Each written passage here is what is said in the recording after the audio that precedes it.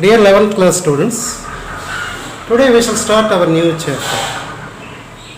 In the previous class, I had explained about the superficial explanation about a simple analysis of all the chapters which have been studied in the 11th class syllabus of biobotany.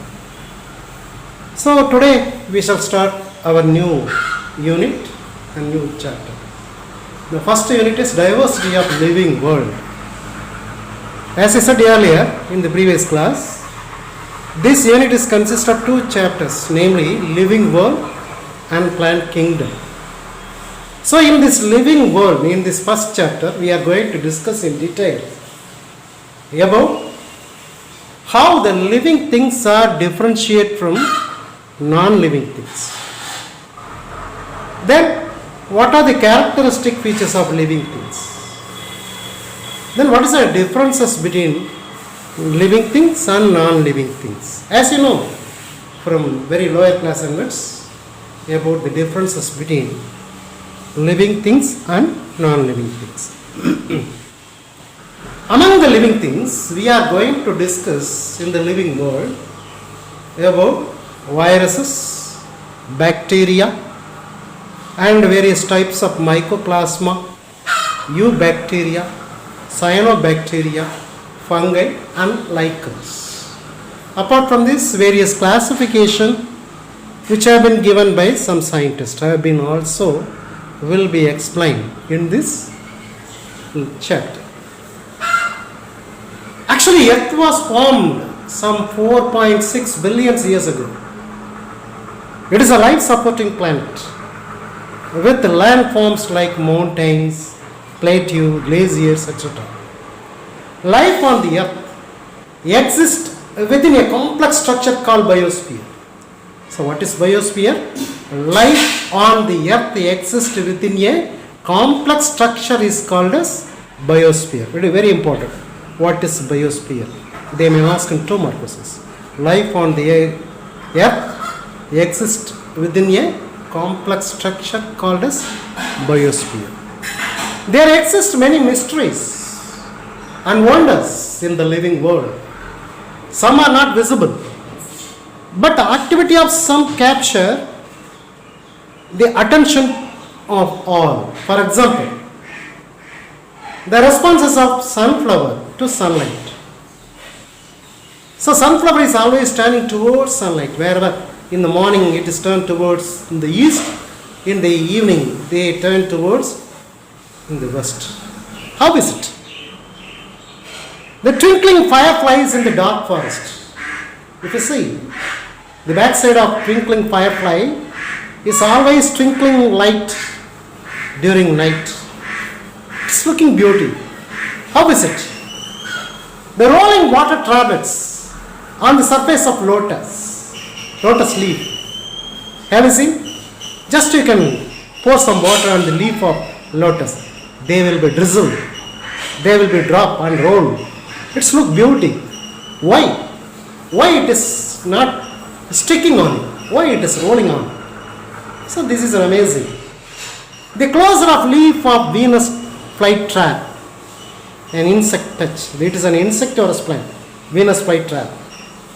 If the insect is touching on the leaf, immediately it is closed. How? It is a sensation. A squid squeezing ink to escape from predator. A squid, it's a small animal, which will be squeezing ink on the enemies. It's a great thing. How is it? From this it is clear that the wonder planet Earth harbors both landforms as well as life forms. Have you thought about DNA molecule? It is essential for regulations of life and is made up of carbon, hydrogen, oxygen, nitrogen and phosphorus.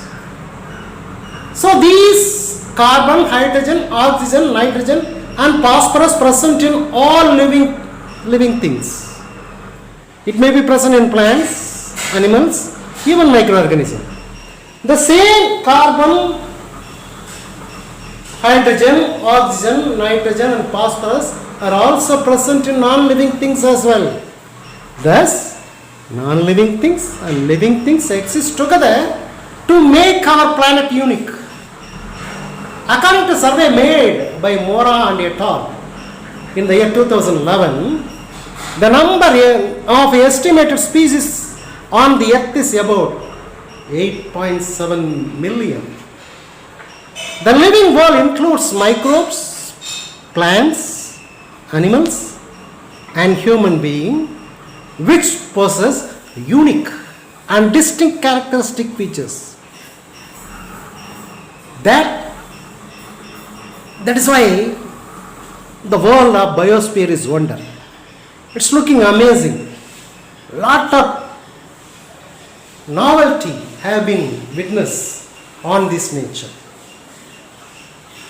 How these living things are different from non-living things.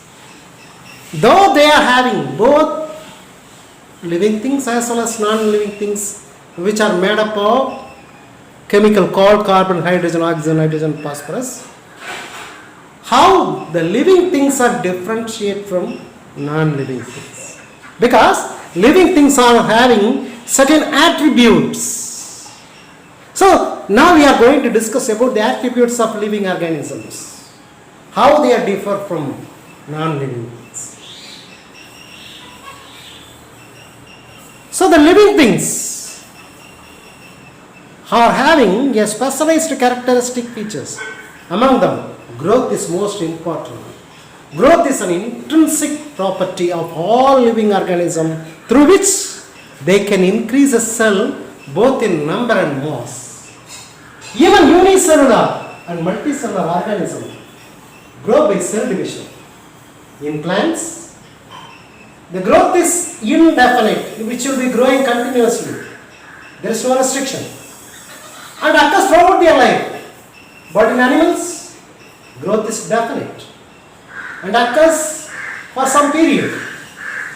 Growth in non-living object is extrinsic. That means you might have seen some of the mountain and boulders or mounds might be grow. It is increasing in mass. These are extrinsic. What do you mean by extrinsic? Both the sand or the dust or the rain or the moisture which is making to growing up mountain by little adding one over the other. This is called extrinsic, the boring from outside. But growth is intrinsic. Growth in living things is intrinsic. That means growth takes place inside the body. By cells are dividing. So growth is occurred by cell division, cell elongations. So this is intrinsic. So this is the main thing. There are a lot of attributes of living organism. Among them, growth is most important. Similarly, lot of attributes which will be making the living things differ from non-living things. So all these attributes are having by living things. Growth, nutrition. Nutrition means taking enough food. Movement. They can move from one place to other place. Reproduction. They can perpetuate the rays of all kinds. Excretion. They remove the waste materials. Irritability. Sensation. Sense to visible with various sensory organs. Respiration. Breathing. They can breathe. They can produce energy through this process. And some other metabolism which takes place inside the body. These are all present in living things. But it is not available in non-living things. So the aggregation of material on the surface. So usually mountain, boulders, sand mounds grow by simple aggregation of material on the surface. But living things, living cells grow by addition of new protoplasm within the cell. Therefore, the growth in living things is intrinsic. But in unicellular organisms like bacteria and amoeba, growth occurs by cell division, and such cell division also leads to the growth of their population. Hence, growth and reproductions are mutually inclusive events in living organisms. Next one is cellular structure. Each and every living organisms are having a definite structure. definite shape. These are having cell wall and cytoplasmic organelles, cytoplasm, nucleus. If definite nucleus is there, it is called as eukaryotic cell. If there is no definite nucleus and membrane bounded organelle, then they are called as prokaryotes. So the cellular structure itself, it is divided into two types, namely prokaryotic and eukaryotic. So all living organisms are made up of cells which may be either prokaryotic or may be eukaryotic. What is prokaryotic? Prokaryotic or prokaryotes are unicellular, lack of membrane bounded organelles like nucleus or some other internal cytoplasmic organelles like mitochondria, endoplasmic reticulum, Golgi bodies and so on will not be available in prokaryotes. Example, lot of bacteria can give an example for prokaryotes. Cyanobacteria, blue-green algae, these are all example for prokaryotes. In eukaryotes, they are having a definite nucleus and membrane bound organelles as well. They are present. Eukaryotes may be unicellular like amoeba, or it may be multicellular, eudogonium, higher plants and animals, even including human being comes under eukaryotes. Now another attribute is called as reproduction. Reproduction is an important unique phenomena which is present, important process which is present in all living organisms. So reproduction is one of the fundamental characteristic features of living organisms. It is a tendency of living organism to perpetuate its own species or own race. There are two types of reproduction, namely asexual reproduction and sexual reproduction. These are some example of asexual reproduction. So this is conidia, which are found in Penicillium notatum. Penicillium is fungi which are produced in conidia. With the help of conidia they can reproduce.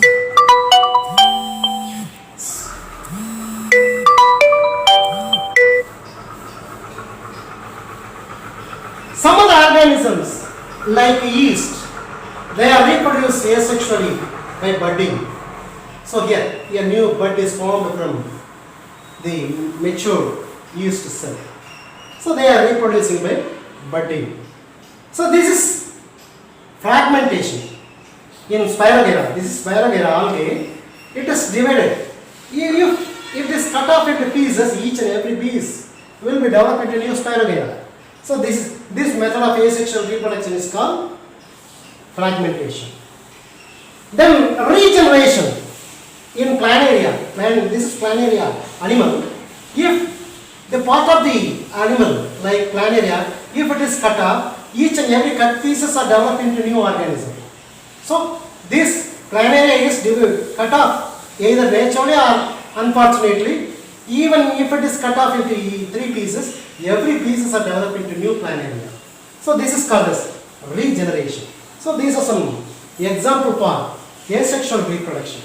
So asexual reproduction refers to the production of progeny possessing features more or less similar to those of parents. But in this asexual reproduction, there is no formation and fusion of gametes. There is no male and female gametes will be produced. And moreover, there is no fusion of male and female gamete as well. So these are called as asexual reproduction.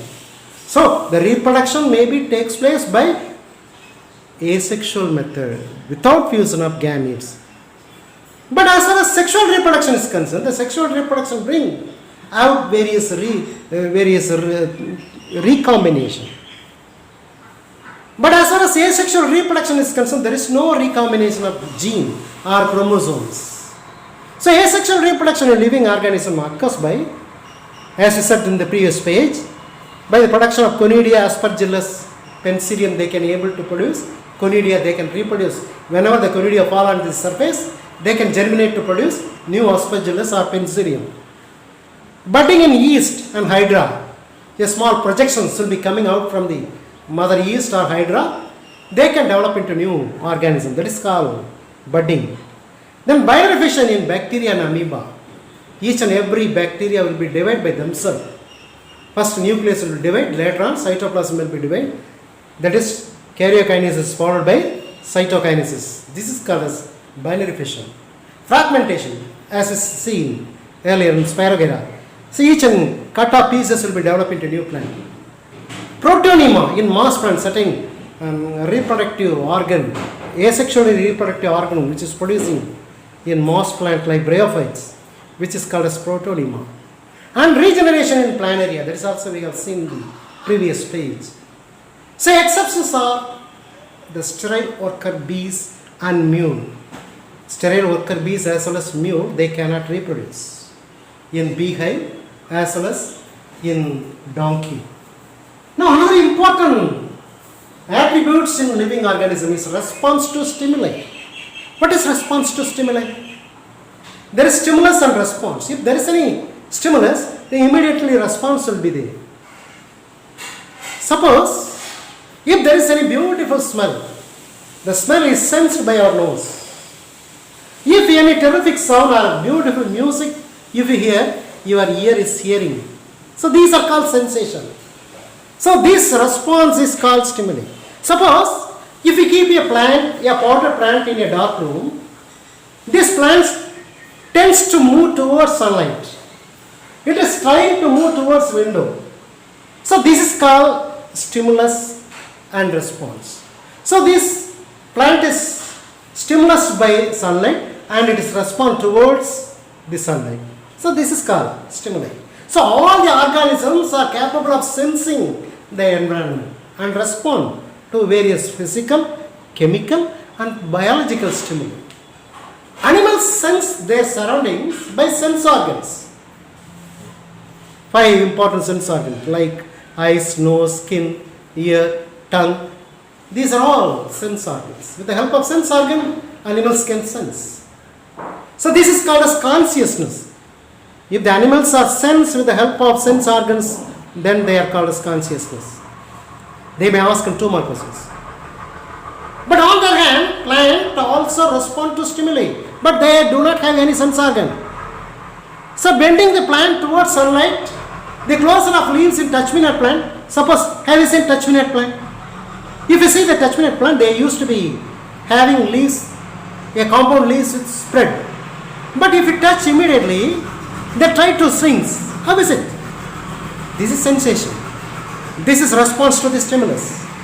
So bending a plant towards sunlight as well as the closure of leaves in touchminute plant to touch are some examples for response to stimuli in plant.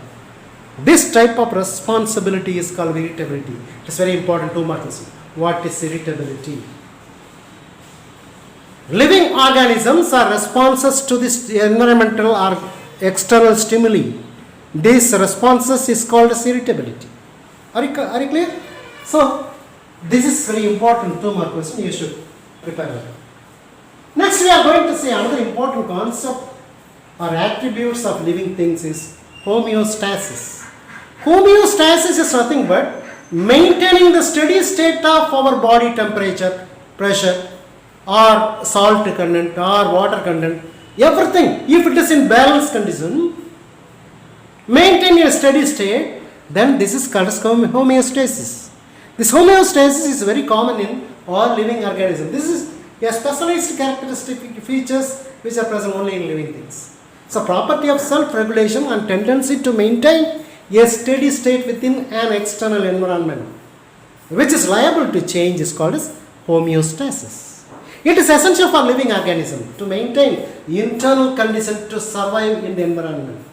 Even if the temperature is high in the atmosphere, the body temperature of the organisms will be constant. Even the pressure and wind is heavy, the body pressure and aeration will be common or constant inside the body. So these are all very common. Even if you are deep inside the water content which are present inside our body will be always maintained constantly. So these are called homeostasis. Another important process which will be present only in living things, that is metabolism. Lot of metabolisms are occurring in all living organisms. Photosynthesis, respiration, nutrition, excretion, digestion. These are all metabolism. Not only one or two, lot of metabolisms are going on. The sum of all chemical reactions taking place in a cell of living organism is called metabolism. So inside the cell, what are the chemical reactions that takes place inside the body, inside the cell of each and every living organism? This will be called as metabolism. This metabolism is broadly divided into two types, namely anabolism and catabolism. Anabolism is very simple. Simple small molecules are combined together to form a large molecule. It is called anabolism. But on the other hand, catabolism is opposite to the anabolism. A large molecule is break down to produce simple molecules, which is called as catabolism. So, this metabolism, it is broadly divided into two types, namely anabolism and catabolism. The differences between anabolism and catabolism we can see later on in the next page. Next, apart from metabolism, we are having lot of metabolic activities like movement, nutrition, respiration and excretion are also considered as property of living things. The level of organization in living organism begins with atoms and in biosphere. Each level cannot exist in isolation. Instead of they form level integration. How the organization takes place? As I said just now, both living organisms as well as non-living things which are made up of by the same chemicals called carbon, hydrogen, oxygen, nitrogen, phosphorus, potassium and so on. But how they are differentiate, how they are differ from one another. So this is based on the organization, the level of organization that we can see. Before we are going to see about that organization of living things and non-living things, another important 3 mark question, this is what is the differences between anabolism and catabolism. Anabolism is a building up process. On the other hand, catabolism is breakdown process. In the anabolism, we can combine together of large smaller molecule to form a single large molecule is called anabolism. So this is building up process. On the other hand, catabolism is the larger molecules will be break down to produce simple molecule. So this is breaking down process. Smaller molecules combine together to form larger molecule. This is anabolism. Larger molecule break into smaller units. These are called as catabolism. Chemical energy will be formed and stored during anabolism. So during this combined together of simple molecule to form larger molecule, apart from this, all which will be producing chemical energy, these chemical energy are formed and stored inside the larger molecule. But on the other hand, in the catabolism, when we are breaking this larger molecule, the stored energy which are present inside will be released out. So stored chemical energy is released and used. Example for anabolism, synthesis of proteins from amino acids, even photosynthesis also will be considered that anabolism. Example for catabolism is breaking down of glucose to carbon dioxide and water, that is respiration process. So photosynthesis is a very good example for anabolism, and respiration is a very good example for catabolism. Now, as I just said just now about level of organization, how the living things and non-living things are differentiated. As I said just now, both living things as well as non-living things which are made up of atoms like carbon, hydrogen, oxygen, nitrogen and so on. But what is the main difference? But in living things, the atoms are combined together to form molecules and compounds. These molecules and compounds may be either in the form of colloids, or it may be in crystals form, or it may be in the mixer form. So this organization level of non-living things will be stopped here. Hereafter there is no organization in non-living things. This is the main difference between living thing and non-living thing. But the organization further continue in living things. How? In living things, atoms are combined together to form molecule. These molecule or compounds are organized together to form organelles. Organelles like mitochondria, chloroplast, Golgi complex, endoplasmic reticulum and so on. Then all the organelles are combined together to form living cells. This is parenchyma, this is collenchyma, it is sclerenchyma, it is xylem, it is phloem. These are all living cells. All the living cells are forming together tissues. Xylem tissues are consist of 4 different types of cells. Xylem tracheids, xylem vessels, xylem parenchyma, xylem sclerenchyma, sclerates. These are all the number of cells are formed together to form tissues. All the tissues are formed together organ, roots, stem, leaf, or hand, legs, head. These are all various organs. Then these organs are organized together to form organism or organ system. What do you mean by organ system? Respiratory system, digestive system, or any metabolic system will be formed. These are all organ system.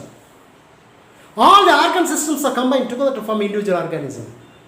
Plant, animal, human being. So this is individual organism. Then all the individual organisms forming population. A particular type of population. All mango plant or neem tree. They are in the same population. Then community. All plants are comes in the same community. Herbs, shrubs, trees. Then community organized together to form ecosystem. Ecosystems are combined together to forming by both biotic and abiotic component. Both living and non-living things are combined together to survive, which is form an ecosystem. For example, if a plant to survive, they can do the photosynthesis. During photosynthesis, they need carbon dioxide from the atmosphere, they need water from the soil, they need sunlight from the sun and chloroplast. So, they can obtain all these things from non-living components. Then the living things are making a metabolism of photosynthesis to prepare food material. So, these are the part of ecosystem. So, ecosystems are nothing but both biotic and abiotic components are combined together to do a system which is called as bioecosystem. At last, all the ecosystems are combined together. Pond ecosystem, land ecosystem, forest ecosystem, marine ecosystem. Every ecosystems are joined together to form biosphere. So in such a manner, in living things, the organization level will be continuous in process until biosphere. But as far as non-living things, atoms combine together to form molecules. That's all. So here, the organization is complete. So these are the attributes of living things which make differentiate from non-living things. Thank you.